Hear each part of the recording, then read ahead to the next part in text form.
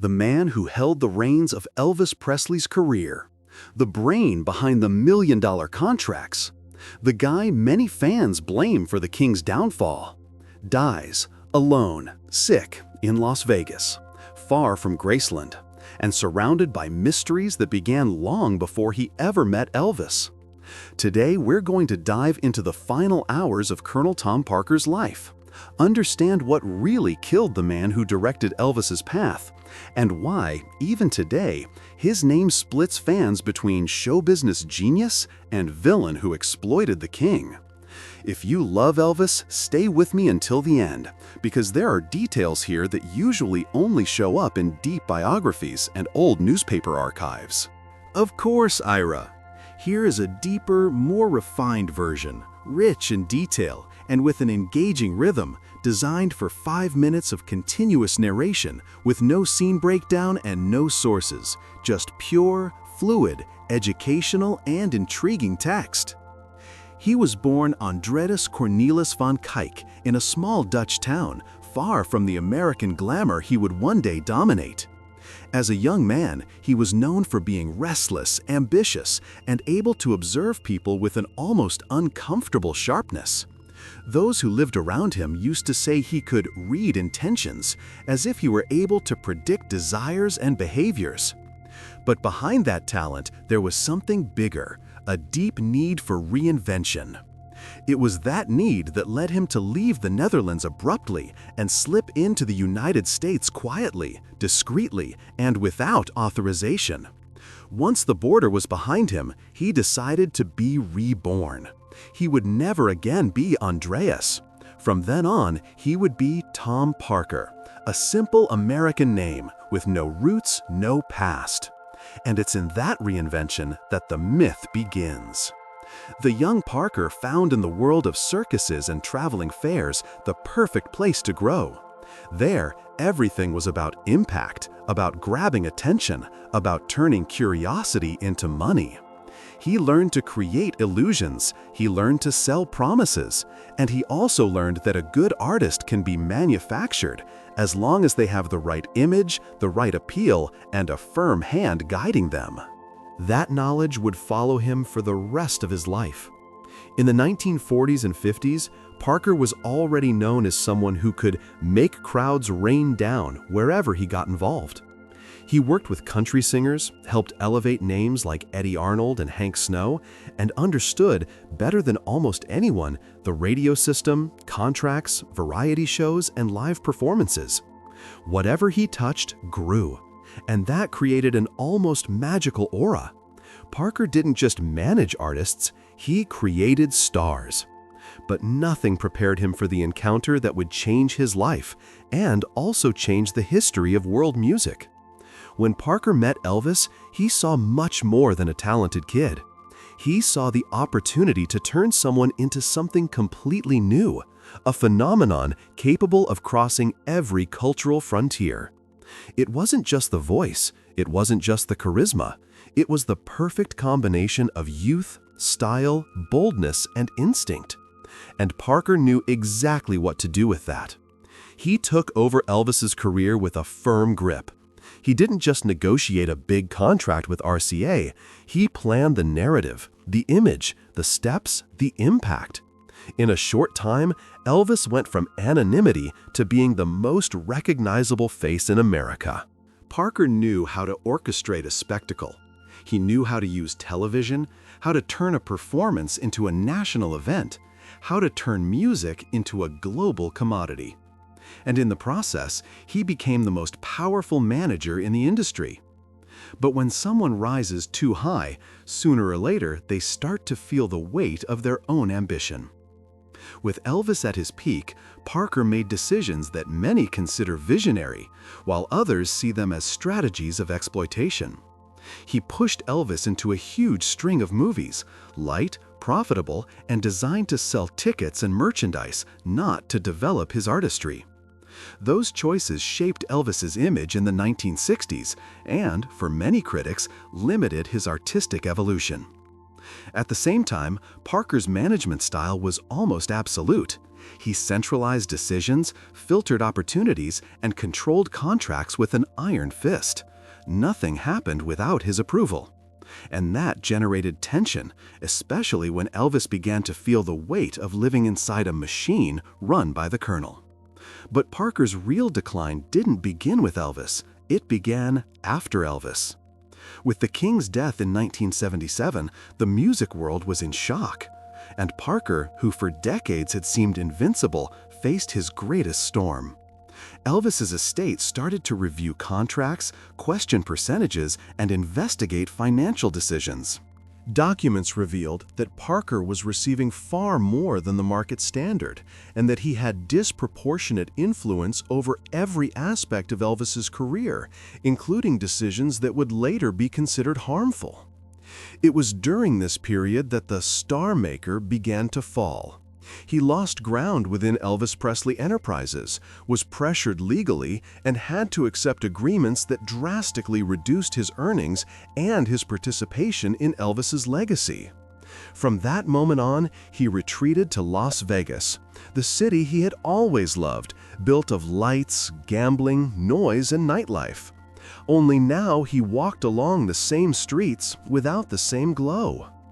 Instead of million-dollar contracts, Parker spent his nights in casinos, often alone, moving with difficulty, suffering the effects of chronic illnesses and the emotional wear and tear accumulated over the decades. The meteoric rise that began with reinvention and talent ended in isolation, health problems, and a reputation split between genius and abuse of power. In the end, the man who created stars spent his final years far away from the spotlight, as if he were slowly dimming his own light. In the last years of his life, Colonel Tom Parker was no longer the tireless strategist who once ran the Elvis Presley machine. The body that had once moved through fairs, backstage corridors, and big studio hallways now struggled to move. Old age and decades of bad habits were finally charging their price.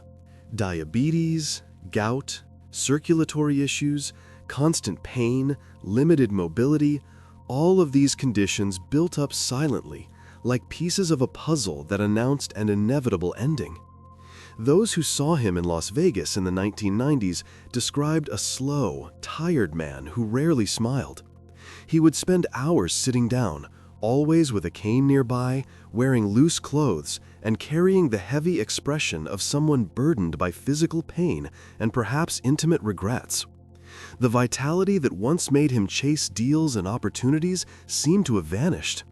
And with it, little by little, the persona of the Colonel was also fading, leaving only Tom Parker, the aged, fragile man behind the legend. His routine was predictable and quiet. He lived with his wife, Loanne, who had become his main companion and caregiver. He spoke little, almost always about neutral topics, avoiding deeper questions or uncomfortable memories. But there was something noticeable, an air of introspection, as if he knew he was approaching the final chapter of his life.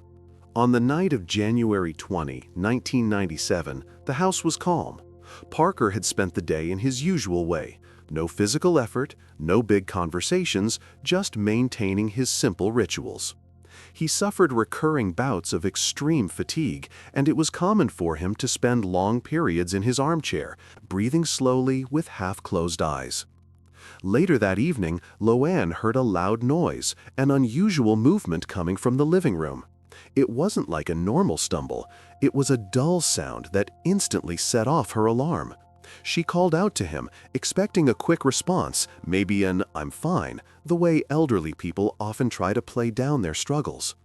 But the silence that followed was the first sign that something was terribly wrong. When she reached the room, she found Parker motionless, his expression vacant and his body unresponsive. He couldn't speak, couldn't move his face clearly.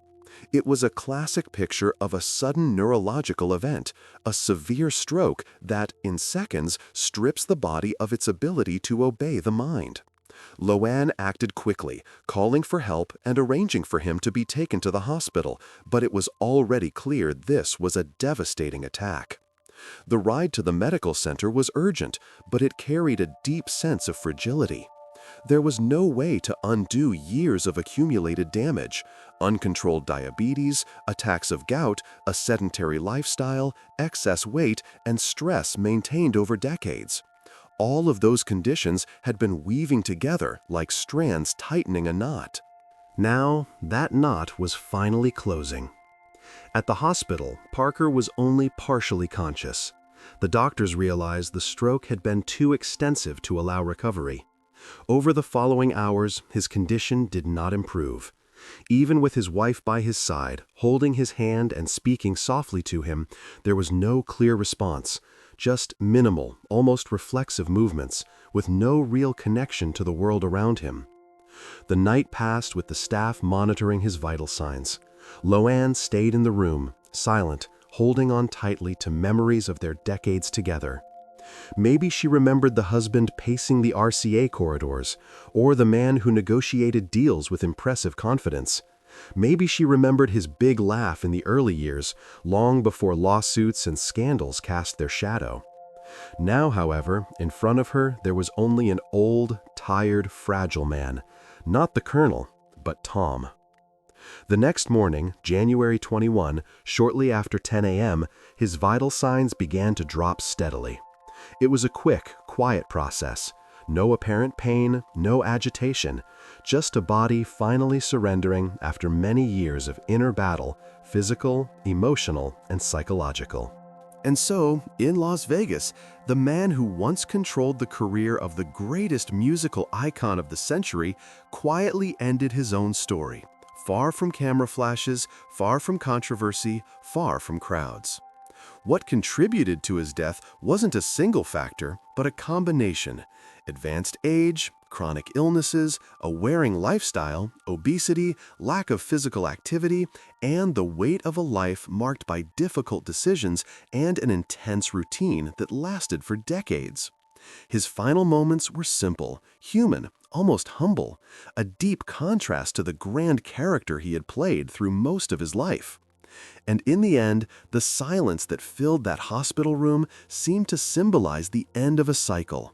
A man who spent his life guiding another toward stardom, now leaving this world with no spectacle, no audience, no spotlight, only the calm presence of the woman who stayed with him until the very last second.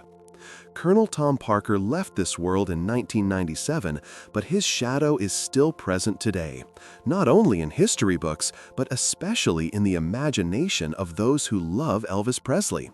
He is a figure that doesn't fade. On the contrary, the more time passes, the more layers appear, the more debates resurface, and the more people try to understand who this man really was. And maybe that's exactly the mark of his legacy. He continues to provoke questions. On the visible side of history, Parker left a massive contribution to the music industry.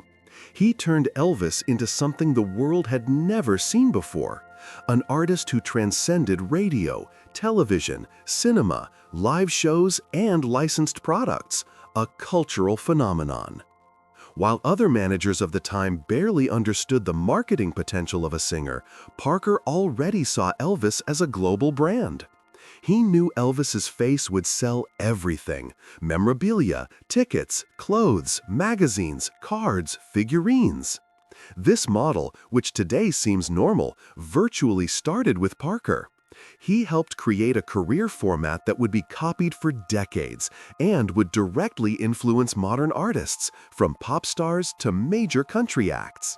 But it's impossible to talk about legacy without talking about controversy. For many fans and scholars, Parker was as ruthless as he was skilled.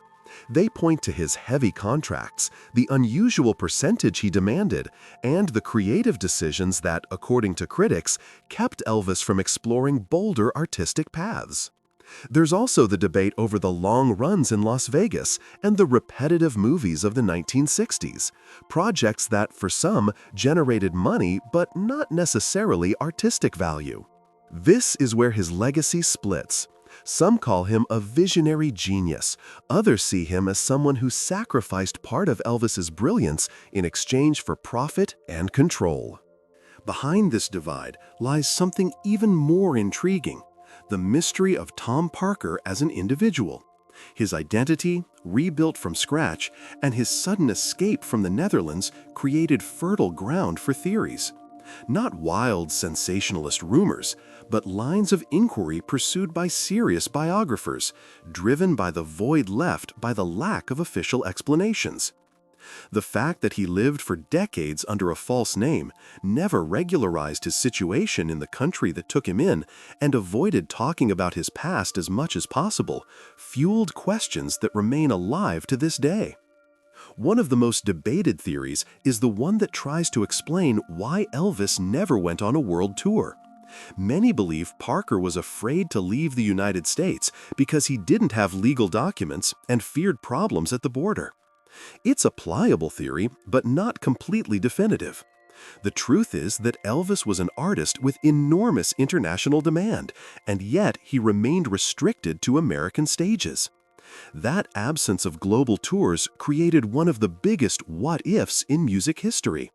And that what-if is inevitably tied to Parker's name. Another line of theory, always treated with great caution, involves speculation about his departure from the Netherlands, suggesting he may have fled abruptly for reasons more serious than simply seeking a new life. These theories are built on historical coincidences, but lack conclusive proof. Even so, they remain part of the enigma Parker left behind. What matters is that the Colonel's own silence about his origins reinforced these speculations. He chose to maintain the mystery, as if secrecy were an essential part of his identity. And maybe that is exactly what makes him so fascinating. Parker created Elvis, shaped Elvis, marketed Elvis, but never let anyone do the same to him. He didn't want to be understood. He wanted to be useful, efficient, powerful, and invisible when necessary. In the end, his legacy is like a coin with two faces. On one side, the brilliant manager who opened unprecedented paths and turned a young man from the American South into an icon forever etched in the world's memory. On the other, the calculating strategist who, according to many, spent years caring too much about money and control and not enough about Elvis's emotional and physical exhaustion. But maybe Parker's greatest legacy isn't just the impact he left on Elvis's career, but the conversation he still provokes. He forces us to think about what happens behind the curtain of fame, about who really shapes an artist, and to what extent a manager's decisions can influence or limit the destiny of extraordinary talent. His silent death in Las Vegas closed the circle of a man who lived intensely but also secretly. A man who commanded grand stages and yet left this world without a show. And perhaps it's precisely that duality, greatness and shadow, genius and mystery, that keeps interest in his figure alive even today. Colonel Tom Parker remains an enigma, and like every enigma, he has the same effect. The more we try to decode him, the deeper we fall into a story that mixes ambition, invention, and secrets. A story that still seems to echo every time we hear the voice of Elvis Presley. And so, we reach the end of this journey through the life, secrets, and legacy of Colonel Tom Parker, the man who shaped Elvis Presley and left a trail of questions that still echo decades later. If this story grabbed you, moved you, or made you see Elvis from a new angle, then I invite you to stay with us on this deep dive into the universe of the King of Rock. Don't forget to like this video, because that helps the channel reach more true fans, people like you, who want to understand not just the myth, but the whole story behind it. And if you're not subscribed yet, subscribe now and turn on notifications.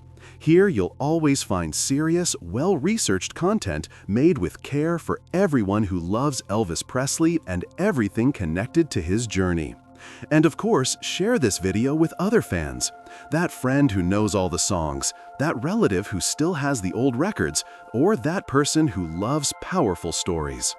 Every share helps keep this memory alive. Thank you for watching until the end. You're part of this community. See you in the next chapter of the King's story.